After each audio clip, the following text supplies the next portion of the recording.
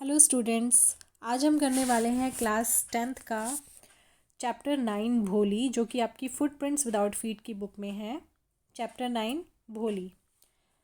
ये एक ऐसी लड़की की कहानी है जिसको घर में बिल्कुल भी इज्जत नहीं मिलती है, जिसको एक नेग्लेक्ट किया जाता है हर हर चीज़ में, जिसके चेहरे पर चेचक के निशान होते हैं, देखने में सुंदर नहीं होती, जिसके अंदर दिमाग में प्रॉब्लम होती है। तो कैसे उसके टीचर ने उसमें स्पेशल इंटरेस्ट दिखाया, कैसे वो टीचर की उम्मीदों पर खरी उतर पाई। तो ये चैप्टर आपको ये दिखाता है कि एक बच्ची कैसे आगे जाकर सच का साथ दे पाई और सही और गलत में अंतर महसूस कर पाई। ठीक है, तो यहाँ से हम चैप्टर देखेंगे। Her name was Sulekha, but since her childhood everyone had been calling her Bholi the simpleton. वैसे तो उसका नाम सुलेखा था, उसका नाम क्या था? सुलेखा। लेकिन बचपन से ही हर कोई उसको भोली कहता था, जिसका मतलब होता है सीधा साधा। She was the 4th daughter of numberdar Ramlal. वो रामलाल की चौथे नंबर की बेटी थी। When she was 10 months old, she had fallen off the cot on her head and perhaps it had damaged some part of her brain. जब वो 10 महीने की थी तो वो चारपाई से नीचे गिर गई थी, तो उसके सर में चोट लग गई थी, जिसकी वजह से इसके दिमाग का कुछ हिस्सा डैमेज हो गया था। That why she remained a backward child. इस वजह से वो थोड़ी सी पिछड़ गई थी अपने एज के बच्चों से, और इसीलिए उसका नाम भोली पड़ गया था, जिसका मतलब होता है सीधा साधा। At birth the child was very fair and pretty. जन्म के समय वह बच्ची बहुत सुंदर और गोरी थी।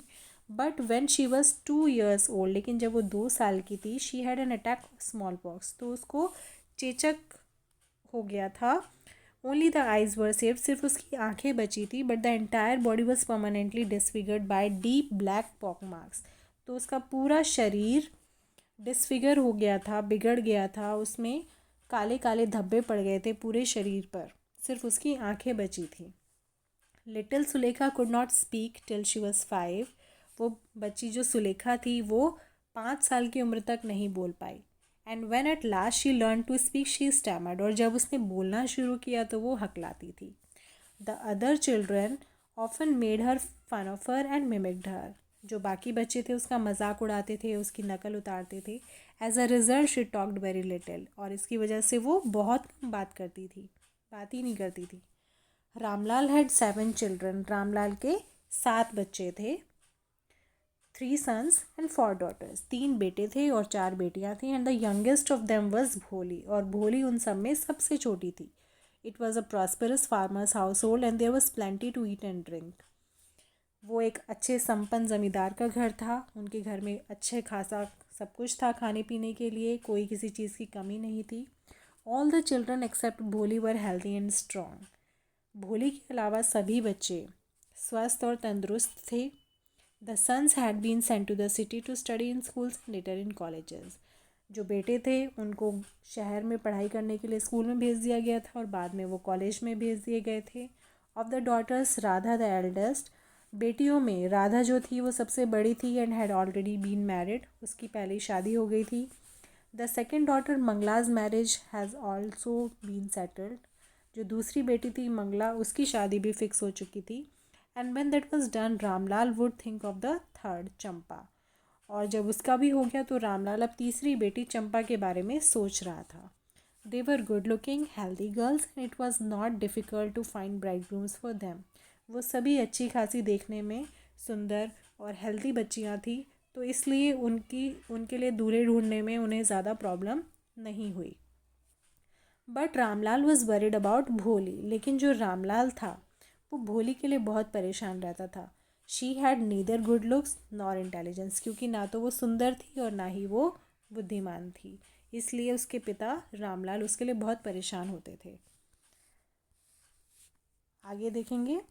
भोली was 7 years old when Mangala was married. Bholi 7 साल की थी जब मंगला की शादी हुई। The same year a primary school for girls was open in their village. उसी साल उनके गांव में एक प्राइमरी स्कूल लड़कियों के लिए खोला गया। The tehsildar sahib came to perform its opening ceremony. उसके उद्घाटन समारोह में जो तहसीलदार साहब थे वो आए।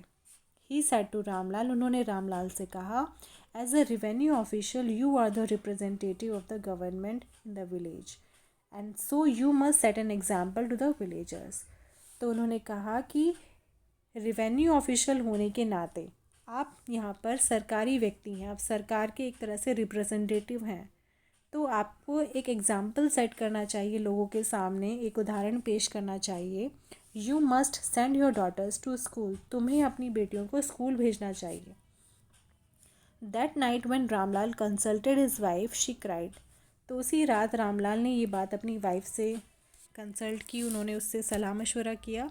शी क्राइड, वो चिल्ला के बोली, are you crazy, if girls go to school who will marry them. क्या तुम पागल हो गए हो, अगर लड़कियां स्कूल में पढ़ने जाएंगी तो उनसे शादी कौन करेगा. But Ramlal had not the courage to disobey the tehsildar. लेकिन रामलाल में इतनी हिम्मत नहीं थी कि वो तहसीलदार साहब का अपमान कर सके, उनकी बात ना माने. At last his wife said, तो फाइनली उसकी वाइफ ने उससे कहा, I will tell you what to do, कि देखो मैं बताती हूँ तुम्हें क्या करना है. सेंड भोली टू स्कूल, भोली को स्कूल भेज देते हैं. As it is there is little chance of getting her married, क्योंकि वैसे भी उसकी शादी होने के बहुत कम चांस हैं.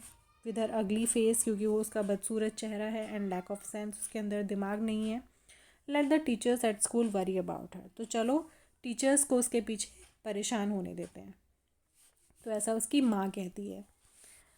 The next day Ramlal caught Bholi by the hand and said, come with me. तो अगली ही सुबह रामलाल भोली का हाथ पकड़ता है और कहता है कि मेरे साथ आओ, I will take you to school, मैं तुम्हें स्कूल लेकर चलूँगा.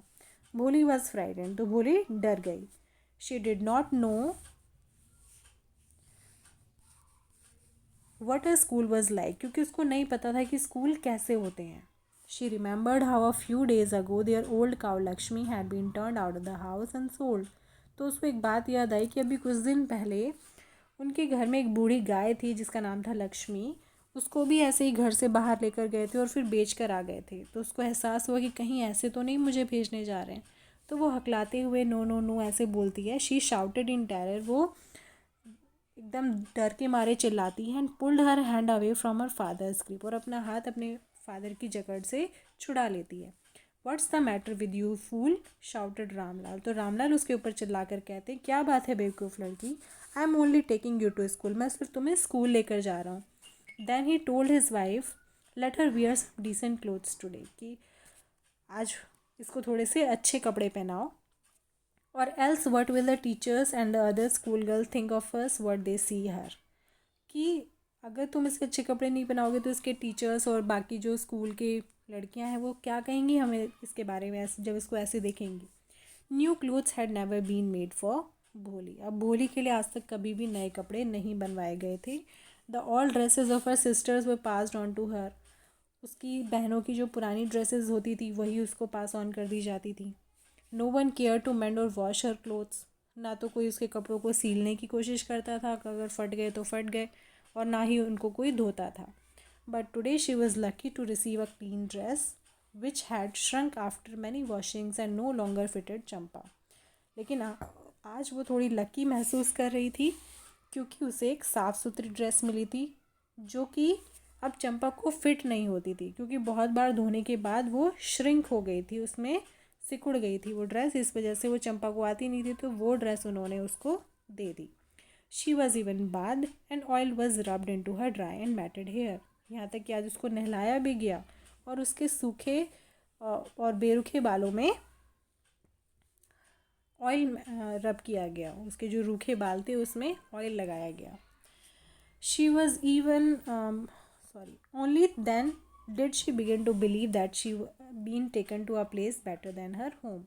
तब उसको ये एहसास हुआ कि आज वो शायद अपने घर से किसी अच्छी जगह पर जा रही है. When they reached the school, the children were already in their classroom. तो जब वो स्कूल पहुँचे तो बाकी बच्चे ऑलरेडी क्लास में बैठे हुए थे. Ramlal handed over his daughter to the headmistress. Ramlal ने अपनी बेटी का हाथ हेड मिस्ट्रेस को दे दिया. Left alone the poor girl looked about her with fear laden eyes. तो उसको घर छोड़ के आ गए, मतलब उसको अकेला छोड़ के आ गए वो वापस घर, और वो बेचारी लड़की डर के मारे ऐसे टीचर को देख रही थी. There were several rooms and each room girls like her squatted on mats. बहुत सारे कमरे थे वहाँ पर, हर कमरे में लड़कियाँ मैट पर बैठी हुई थी, दरियों पर बैठी हुई थी. Reading from books and writing on slates, वो किताबों से पढ़ रही थी और स्लेट पर लिख रही थी. The headmistress asked Bholi to sit down in a corner in one of the classroom. तो हेड मिस्ट्रेस ने भोली से कहा कि एक कोने में बैठ जाओ. एक क्लास में ले जाके उन्होंने उसको बिठा दिया. भोली did not know what exactly her school was like. अब भोली को ये नहीं पता था कि स्कूल एग्जैक्टली होता क्या है एंड व्हाट हैपेंड देयर, और यहाँ पर होता क्या है. उसको ये भी नहीं पता था कि यहाँ पर क्या करते हैं. But she was glad to find so many girls almost of her own age present there. लेकिन वो ये चीज़ देख के बहुत खुश थी कि बहुत सारी लड़कियाँ उसकी सेम एज की वहाँ पर आज बैठी हुई थी. She hope that one of these girls might become her friend. तो उसको उम्मीद थी कि शायद उनमें से कोई उसकी फ्रेंड बन जाए. The lady teacher who was in the class was saying something to the girls, but Bholi could understand nothing. तो उस क्लास में एक लेडी टीचर थी, वो बच्चों से कुछ कह रही थी लेकिन भोली को कुछ समझ नहीं आ रहा था. She looked at the pictures on the wall. वो जो दीवार पर पिक्चर्स लगी हुई थी उनको देख रही थी. द कलर्स फैसिनेटेड हर. जो उन पिक्चर्स के कलर्स थे वो उसको अपनी ओर आकर्षित कर रहे थे. The horse was brown just like the horse on which the tehsildar had come to visit their village. वो घोड़ा बिल्कुल वैसे ही ब्राउन कलर का था जैसे उनके गांव में तहसीलदार साहब घोड़े पर बैठ कर आए थे. The God was black like the God of their neighbour. ये जो गॉड थी पिक्चर में वो ब्लैक कलर की थी जैसे उसके पड़ोस में एक गॉड थी. The parrot was green like the parrot she had seen in the mango orchard. Parrot वैसे ही ग्रीन थे जैसे उसने आम के बाग में देखे थे.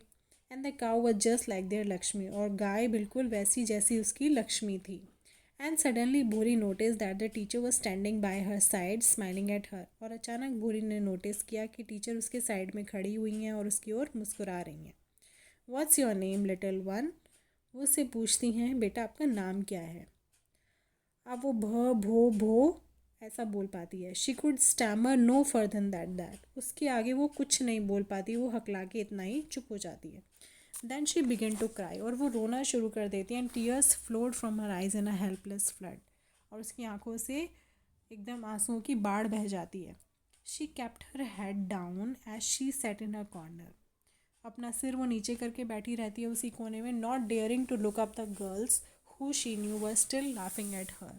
उसमें इतनी हिम्मत नहीं होती कि वो उन लड़कियों की तरफ देखे जो उसकी उस हकलाहट पर हंस रही थी.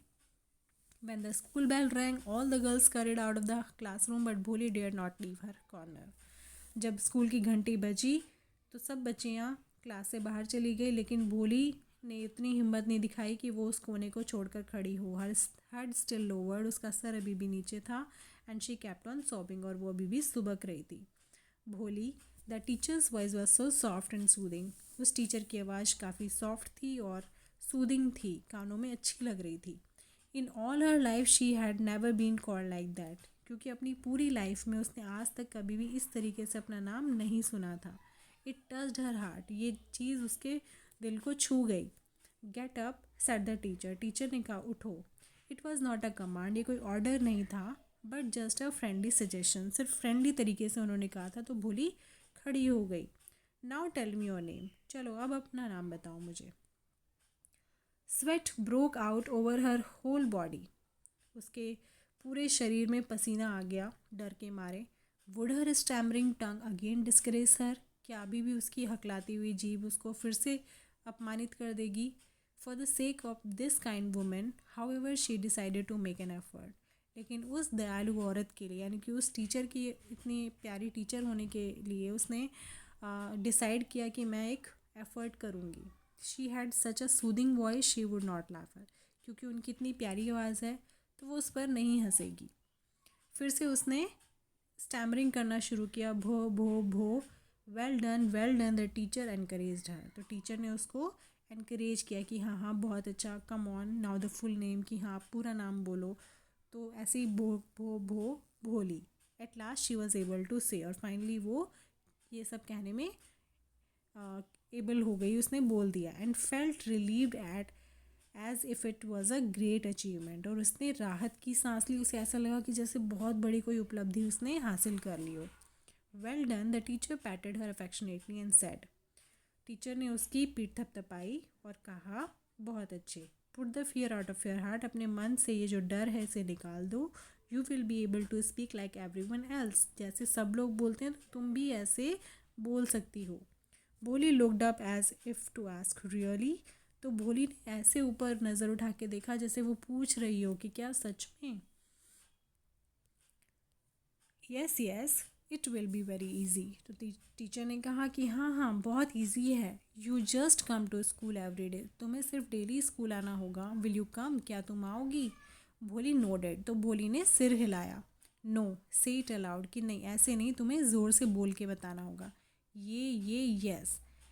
And Bholi herself was astonish that she had been able to say it, तो उसने हाँ कहा और भोली खुद हैरान रहेगी कि उसने ये वर्ड बोल पाई। डिडंट टेल यू, देखो मैंने कहा था ना। नाउ टेक दिस बुक, चलो अब ये किताब लो। The book was full of nice pictures and the pictures were in colour, dog, cat, goat, horse, parrot, tiger and a cow just like Lakshmi. तो उस पिक्चर में बहुत सारी मतलब उस बुक में बहुत सारी पिक्चर्स थी, सब कलरफुल थी और एनिमल्स की पिक्चर थी। And with every picture with a word with black letters, और हर वर्ड के हर पिक्चर के नीचे एक बड़े लेटर में ब्लैक कलर का वर्ड लिखा हुआ था। In 1 month you will be able to read this book, 1 महीने के अंदर अंदर तुम ये किताब पढ़ना सीख जाओगी। Then I will give you a bigger book, उसके बाद मैं तुम्हें इससे बड़ी किताब दूंगी। Then a still bigger one, उसके बाद उससे बड़ी। And in time you will be more learn than anyone else in the village, और एक ऐसा टाइम आएगा जिसमें तुम पूरे गांव में सबसे ज़्यादा पढ़ी लिखी लड़की बन जाओगी। No one will ever be able to learn and able to laugh at you, कोई भी फिर तुम्हारे ऊपर नहीं हंसेगा। People will listen to you with respect, लोग तुम्हारी बात इज्जत के साथ सुनेंगे। And you will be able to speak without the slightest stammer, और तुम बिना किसी हकलाहट के बोल पाओगी। समझ आया? Now go home and come back early tomorrow morning, अब तुम घर जाओ और कल सुबह जल्दी आ जाना। Bholi felt as if suddenly all the bells in the village temple were ringing and the trees in front of the school house had blossomed into big red flowers. अब जब मन में खुशी होती है तो वैसे ही भोली को हर तरफ ऐसा लग रहा था कि जैसे गांव के मंदिर में घंटियां बज रही हैं, उसके सामने जो पेड़ हैं उन पे लाल लाल फूल खिलाए हैं, तो उसको मन में बहुत खुशी थी। Her heart was throbbing with a new hope and a new life, उसका जो दिल था वो एक नई उम्मीद और एक नए जीवन के लिए धड़क रहा था। Thus the years passed, तो इसी तरह कई साल बीत गए। The village became a small town, उनका जो विलेज था वो एक छोटा कस्बा बन चुका था। A little primary school became the high school, वो जो छोटा सा प्राइमरी स्कूल था वो हाई स्कूल बन गया था। There were now a cinema under a tin shed, अब उनके गांव में एक सिनेमा भी था टीन शेड के अंदर, और एक कॉटन गिनिंग मिल भी थी, कपास की बुनाई की मिल थी। And the mail train began to stop at their railway station, और ट्रेन भी उनके रेलवे स्टेशन पर रुकने लगी थी। One night after dinner Ramlal said to his wife, तो एक दिन रात मतलब एक रात को डिनर के बाद रामलाल ने अपनी बीवी से कहा, then shall I accept Bishambar's proposal, तो क्या मुझे बिशंबर का प्रस्ताव स्वीकार कर लेना चाहिए? Yes certainly his wife said, तो हाँ हाँ क्यों नहीं, उसकी वाइफ ने कहा। Bholi will be lucky to get such a well to do bridegroom, कि भोली बहुत खुशनसीब होगी कि उसे इतना अच्छा खासा दूल्हा मिल रहा है। A big shop, a house of his own and I hear several thousand in the bank, कि उसकी इतनी बड़ी दुकान है, खुद का घर है और यहाँ तक कि बैंक बैलेंस भी अच्छा खासा है। Moreover he is not asking for any dowry, और मेन बात यह है कि वो दहेज की भी मांग नहीं कर रहे हैं। That's right but he is not so young you know, कि हाँ वो बात तो ठीक है लेकिन तुम्हें पता है ना वो इतने यंग नहीं है, तुम्हें पता है almost the same age as I, am जैसे मेरी एज है, मतलब मेरी उम्र का है वो। एंड ही ऑल्सो लिम्स, और वो लंगड़ा के भी चलता है। Moreover the children from his first wife are quite grown up, और यहाँ तक कि उसकी जो पहली वाइफ के बच्चे हैं वो बहुत बड़े हो चुके हैं। So what does it matter, his wife replied, तो उसकी वाइफ ने कहा तो क्या हुआ, इससे क्या फ़र्क पड़ता है, 45 और 50 it is not great age for a man, कि 45-50 साल की उम्र एक आदमी के लिए कोई इतनी बड़ी एज नहीं होती। We are lucky that he is from another village and does not know about her pock marks, हम लोग तो बहुत खुशनसीब हैं कि वो हमारे गाँव का नहीं है और उसको हमारी बेटी के चेहरे के पॉक मार्क्स का नहीं पता है, और उसकी लैक ऑफ सेंस, उसकी बुद्धिहीनता का नहीं पता है। If we don't accept this proposal she may remain unmarried all her life, अगर हम उसका ये प्रस्ताव स्वीकार नहीं करते हैं तो वो सारी उम्र कुंवारी रह जाएगी। Yes but I wonder what Bholi will say, कि हाँ वो बात तो ठीक है लेकिन पता नहीं भोली क्या कहेगी. What will that witless one से, शी इज़ लाइक अ डम काउ, कि वो बुद्धिहीन क्या कहेगी, वो तो एक गूंगी गाय जैसी है. Maybe you are right muttered Ramlal, तो रामलाल ने कहा शायद तुम सही कह रही हो. In the other corner of the courtyard Bholi lay awake on her cot. अब दूसरी तरफ भोली ये सारी बातें अपनी चारपाई पर लेटी लेटी सुन रही थी. Bishambarnath was a well to do grocer. Bishambarnath एक अच्छा खासा ज़मींदार था. He came with a big party of friends. तो शादी फिक्स हो गई, वो बारात लेकर आ गया अपने दोस्तों और रिश्तेदारों के साथ. A brass band playing a popular tune from an Indian film head in the procession. Band बाजे वाले एक इंडियन मूवी का कोई गाना उसकी धुन बजा रहे थे. With a bridegroom riding a decorated horse. और दूल्हा एक सजे धजे घोड़े पर आया था. Ramlal was overjoyed to see such pomp and splendour. अब रामलाल इतना धूमधाम ये सब देखकर बहुत खुश था. He had never dream that his four daughter would have such a grand wedding. क्योंकि उसने आज तक कभी सपने में भी नहीं सोचा था कि उसकी चौथे नंबर की बेटी की शादी इतनी धूमधाम से होगी. Bholi's Elder sisters who had come for the occasion were envious of her luck. भोली की जो बड़ी बहनें थी जो शादी में आई थी वो सब उसकी उसकी किस्मत पे, उसके भाग्य पर जल रही थी कि देखो इसकी शादी कैसी इतनी अच्छे से हो रही है. When the auspicious moment came the priest said. तो जब सही टाइम आया तो प्रीस्ट ने यानी कि पुजारी ने, पंडित जी ने बुलाया कि दुल्हन को ले आओ. भोली क्लैड इन अ रेड सिल्कन ब्राइडल ड्रेस. भोली लाल सिल्क की जोड़े में, दुल्हन के जोड़े में आई. Was led to the bride's place near the sacred fire. उसको उस जगह पर ले जाया गया जहाँ पर पवित्र अग्नि जली हुई थी. Garland the bride. One of his friends prompted Bishambarnath. तो उनके एक दोस्त ने, बिशंबरनाथ के एक दोस्त ने कहा कि दुल्हन को वरमाला पहनाओ. The bridegroom lifted the garland of yellow marigolds. जो दूल्हा था उसने येलो मैरीगोल्ड का जो हार था, गेंदे के फूल का जो हार था उसने ऊपर उठाया. A women slipped back the silken veil from the bride's face. एक औरत ने पीछे से दुल्हन के चेहरे पर से घूंघट हटा दिया. बिशंबर टुक अ क्विक ग्लांस. बिशंबर ने एकदम से उसकी तरफ देखा. The garland remained poised in his hand. Garland यानी कि जो हार था वो एज इट इज़ उसके हाथ में रह गया. The bride slowly pull down the veil over her face. दुल्हन ने फिर से अपने चेहरे पर वही घूंघट खींच लिया. Have you seen her said Bishamber to the friend next to him.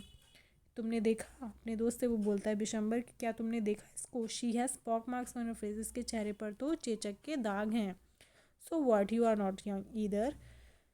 तो उसके दोस्त ने कहा कि तो क्या हुआ, तुम भी तो उतने जवान नहीं हो. Maybe but if I am to marry her father must give me 5,000 rupees. हो सकता है कोई बात नहीं, लेकिन अगर मुझे इससे शादी करनी होगी तो उसके पिता को मुझे 5,000 रुपये देने हैं.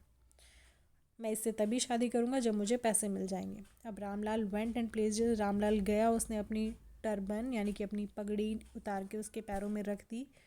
Dough not humiliate me so. Take 2,000 रुपये कि इतना मत करो, मुझे 2,000 रुपये रख लो, मेरे पास ज़्यादा नहीं है. नो 5,000 और we go back.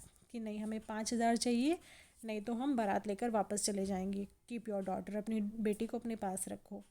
B are little considerate please. कि प्लीज़ थोड़ी सी समझने की कोशिश करिए. अगर आप चले गए तो मैं अपना चेहरा गांव में नहीं दिखा पाऊँगा, मेरी बहुत बेइज्जती हो जाएगी. Then out with 5,000.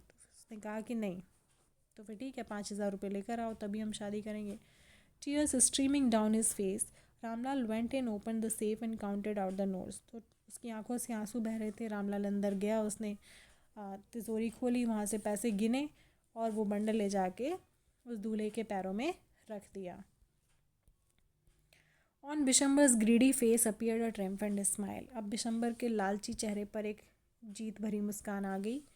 He had gambled and won. उसने जुआ खेला और वो जीत गया. Give me the garland he announced. तो उसने घोषणा की कि लाओ वरमाला लेकर आओ. Once again the veil was slipped back from the bride's face. एक बार फिर से उस दुल्हन के चेहरे पर से घूंघट हटाया गया. But this time her eyes was not downcast. लेकिन इस बार उसकी आंखें नीचे नहीं थी, वो ऊपर देख रही थी, अपने होने वाले हस्बैंड की आंखों में देख रही थी. ना तो गुस्सा था ना नफरत थी, सिर्फ एक ठंडा सा भाव था उसके चेहरे पर. Bishamber raise the garland to place it round the bride's. ने बिशंबर ने उस हार को उसके गले में डालने के लिए ऊपर हाथ उठाए. Before he could do so, इससे पहले कि वो ऐसा कर पाता, भोली ने अपने हाथ से उसका जो गार्लैंड था उसको छीन के नीचे फेंक दिया और वो फायर में गिर गया. She got up and through away the wheel. वो खड़ी हुई, उसने अपना घूंघट पीछे हटा दिया. पिताजी सेड भोली इन अ क्लियर लाउड वॉइस. तो भोली ने बहुत ही क्लियर आवाज़ में कहा पिताजी. And her father, mother, sisters, brothers, relations and neighbours were startled to hear her speak without even the slightest stammer. और हर कोई बहुत ही हैरान हुआ उसकी ये आवाज़ सुन के, क्योंकि उसमें ज़रा सी भी हकलाहट नहीं थी. पिताजी take back your money, I am not going to marry this man. कि पिताजी ये पैसे रख लीजिए, मुझे इस आदमी से शादी नहीं करनी है. Ramlal was thunderstruck. अब रामलाल बिल्कुल हतप्रभ रह गया, हैरान रह गया. The guest began to whisper, so shameless, so ugly and so shameless. तो मेहमान जो भी आए थे वो सब फुसफुसाने लगे और बोलने लगे कितनी बेशरम लड़की है, कितनी एक तो बदसूरत है और कितनी बेशरम है. भोली आर यू क्रेजी. रामलाल चिल्लाकर बोलता है, भोली क्या तुम पागल हो गई हो. You want to disgrace your family. क्या तुम परिवार की बेइज्जती कराना चाहती हो. हैव रिगार्ड फॉर आर इज़्ज़त. हमारी इज़्ज़त का कुछ तो ख्याल करो. For the sec of your इज़्ज़त सेड भोली. और भोली ने कहा कि आपकी इज़्ज़त की खातिर ही I was willing to marry this lame old man. कि मैं इस बूढ़े लंगड़े आदमी से शादी करने के लिए तैयार हो गई थी. But I will not have such a mean, greedy and contemptible coward as my husband. लेकिन मैं इस तरह के नीच और लालची इंसान को अपना हस्बैंड नहीं बना सकती. आई वॉन्ट कि मैं इससे शादी नहीं करूँगी, नहीं करूँगी, नहीं करूँगी. What shameless girl. We all thought she was a harmless cow. कितनी बेशरम लड़की है. हम तो ये सोचते थे कि ये तो गूंगी गाय है. भोली turn violently on the old one. तो एक बूढ़ी औरत ने ये बात कही तो वो उसकी तरफ घूमती है बोली और कहती yes aunty you are right. कि हाँ आंटी तुम सही कह रही हो. You all thought I was a dumb driven cow. कि हाँ तुम यही तो सोचते थे कि मैं एक गूंगी गाय हूँ जिसको जैसे भी हाँक दोगे वो चली जाएगी. That's why you wanted to hand me over to this heartless creature. इसी वजह से तो तुम इस पत्थर दिल इंसान के साथ शादी करने के लिए रेडी हो गए थे. But now the dumb cow, the stammering fool is speaking. लेकिन अब वही गूंगी गाय, वही हकलाने वाली मूर्ख लड़की अब बोल रही है. Do you want to hear more. और कुछ सुनना है तुम्हें. Bishambar Nath the grocer started to go back with his party. अब बिशंबर नाथ ने अपनी बारात वापस ले जाने के लिए शुरू कर दिया. The confuse bandsman thought this was the end of the ceremony and struck up a closing song. अब बैंड्समैन जो थे, बैंड बाजे वाले, वो कन्फ्यूज़ हो गए. उन्होंने सोचा कि शायद विदाई हो रही है. उन्होंने विदाई का गाना बजाना शुरू कर दिया.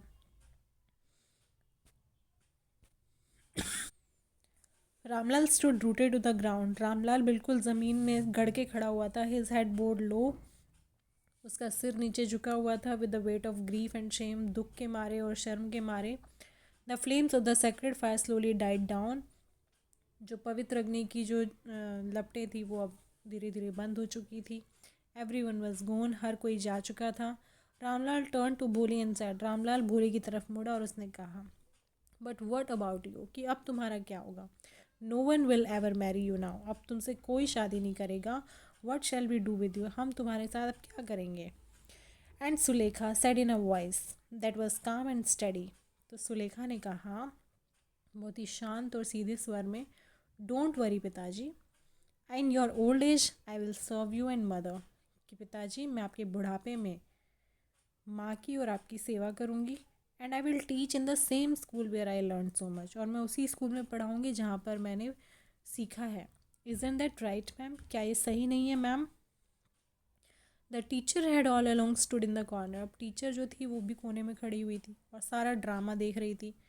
तो उन्होंने इसकी बात सुन के कहा हाँ हाँ बोली बिल्कुल. And in her smiling eyes was the light of a deep satisfaction than an artist feels when contemplating the completion of a masterpiece. और उनकी आंखों में, उस टीचर की आंखों में वैसी ही चमक थी. वो बिल्कुल संतुष्ट महसूस कर रही थी. उन्हें ऐसा महसूस हो रहा था जैसे एक आर्टिस्ट फील करता है अपनी कोई मास्टरपीस बनाने के बाद.